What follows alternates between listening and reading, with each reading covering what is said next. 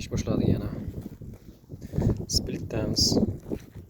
Shu yashash joyimizdan 100 kilometr yiroqqa kelganmiz. Bu chetga kelyapmiz.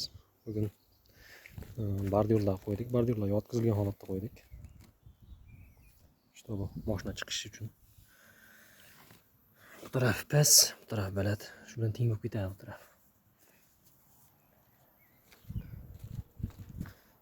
O'zgacha shaklda. Bosh og'riqroq ish ekan. Shuni terilsa bo'laveradi-yu. Yoqiga bo'lmayaptilar. Har bitta mana shu chiziqlar uzoq ketmaslik kerak ekan. Uzog'i 1 metr, 1 metrdan u yoqqa bu yoqqa ketish kerak ekan. Shuning uchun juda qiyin bo'lyapti. Kecha u tarafda bitirib keldik. Ikkita yo'lakdan. Bugun bu tomon boshladik. Bir 10 kunlik ish bor taxminan. Ko'ramiz, menimcha chiroyli chiqsa kerak.